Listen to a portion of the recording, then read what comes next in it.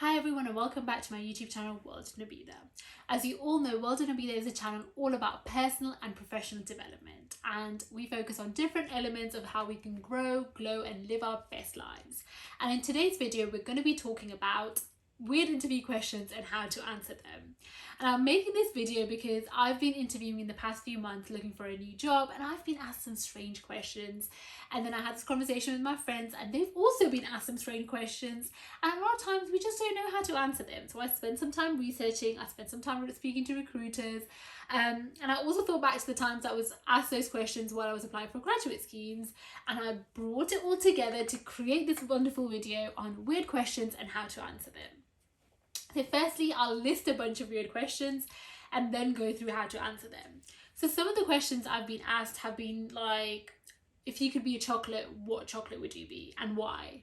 Other questions that I've had friends who've been asked that, and I've also seen them online, is like, how does the internet work? What colour is the sky? And questions like this, so for example, what colour is the sky? It might be a case of you answer that question quite straightforward, and then they'll ask you more questions on top of that to really understand or really question your thinking and get to how you think, basically. Other questions have been around, when you get to 80, what are you going to tell, what stories are you going to tell your grandchildren? If you were stuck on an island after a shipwreck, like what 5 things would you want there with you? And so on and so forth. Questions can also include some technical quizzes around, a particular question that doesn't really have an answer. So, there's like riddles that don't really have an answer or have like multiple answers, and they want to see the answer that you come up with. So what do you do when you get asked those questions? I think the first thing you need to do when you're preparing for your interview in the first place is know there is a possibility you might be asked those questions. In my personal opinion, those questions have always been asked to me by kind of in my finalish interview by someone who's quite higher up. Like, so for example, at that point where they know everything about me, they've got my CV, they've interviewed me, they've asked me those competency questions, and now they just want to know that little bit more and get a feel of who I am as a person. So that's when normally those questions come up.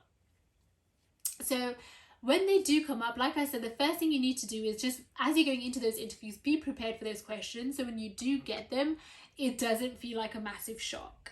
However, preparing for them can be a little bit difficult in terms of like having an answer ready, because every company has like a different one of these like strange questions. It's not a case of every company has the same one, or especially for the smaller ones, you wouldn't even know what the question is. When it comes to companies like Google and Amazon, those questions are already out there. So if you go on Glassdoor, you will see a bunch of people talking about those questions, so look them up. But if you're applying for one of those smaller companies, really think about like just being prepared that there might be a question that you might not know the answer to, and that's okay. Just accepting that in the first place is a good place to be in. Once you do get asked that question, just remain calm, and you can literally say, can I have a couple of minutes to think about it?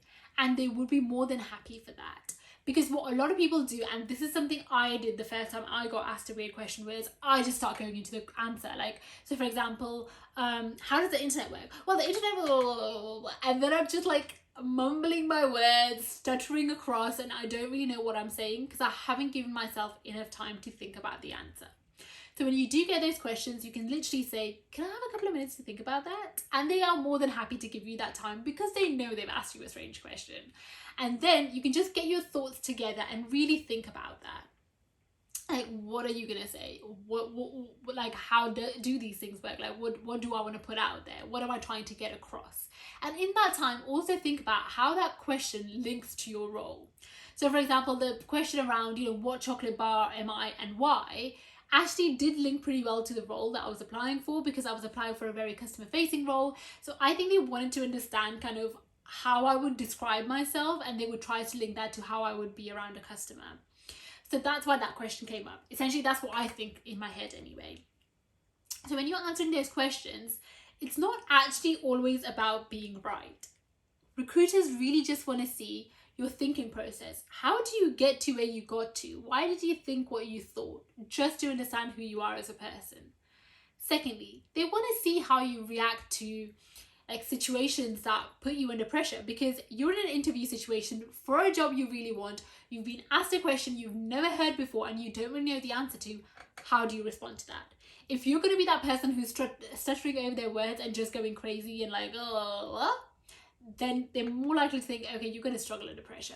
But if you ask for those 2 minutes and sit down and actually think about it, then they're more likely to be like, okay, you know what? Yeah, that person can remain pretty calm. So remain calm in that situation. The other thing you can potentially do is, if the question is very broad in terms of like how does the internet work or something, maybe you can ask questions back to them and show that actually you want to know more before you answer a question, because you're someone who likes to be really intrigued and you really want to go deeper into it before you start the answer. So really think about, you know, what questions do you want to ask them, and actually ask those questions, because that shows confidence. That shows someone who, you know what, is going to be pretty calm and wants to know more before they give their answer because they don't want to get it wrong, and that's okay. So really think about that. In scenarios, situations and questions like this, it's not about being right, but it's about how you got to the answer, whatever that answer is. So I read a bunch of articles around the Google questions. So Google tends to kind of ask these kind of questions, and they've got like a few set ones, so you can go online. I'll maybe link them below as well, and you can check them out. And a lot of times they literally just want to see what you think and how you got there and how you reacted to the question in the first place. Because the reality is, a lot of workplaces, especially when they ask these questions, have a lot of pressure in them, and there might be situations where you might be under pressure and you need to deal with something quite quickly. So those questions are a way to understand, can Nabila deal with those situations, or actually Nabila crumbled, like, no. So really don't let them get to you, because you have got so far. Like I said, these questions don't tend to come up in your first interview. They tend to come up a bit further down the line. So just think about the fact that if you've gotten this far and they clearly like you, you need to just prove them further that you are worth liking. So all you need to do is just keep pushing that little bit more, like literally a little bit more. Take some time out, remain calm, ask questions and answer. And at the end, if you feel like, you know what, you didn't answer that question right, you leave the interview and you feel like you didn't answer that question right, but it felt like you did everything you could, in the follow-up email you're going to be sending them after the interview, you could literally say, you know, for example, hi Nabila, thank you so much for your time today in the interview. I found that question that you asked very interesting. I actually thought about it a little bit more, and this is something I came up with. That's only obviously if you do come up with another answer that you think is suitable. Put that in that email and send it over, because you're going to send that email anyway to say thank you for the interview. If something else does come into your head, definitely send that across, just to showcase to them that, you know what, you did think about it after the interview and actually you've come up with a different answer at this point, and you can send that across. But like I said, the key thing is to remain calm, and remember, it's not about the right answer, it's about how you're thinking. So just be yourself, especially in that situation. You should be yourself throughout the whole interview, but in that situation, be yourself, because they're really just trying to understand how your brain works and how you get from X to Y. So that's it. I hope this video was useful. It was a really random one, but I just thought it was really useful for myself as well, because like I said, I got asked these similar questions in my interviews, and at first I didn't know what to do. So I hope this video was useful. If you do have any questions, do let me know. If you've been asked weird questions, please put them in the comments down below. I would love to know what are some of the weird questions you've been asked in interviews.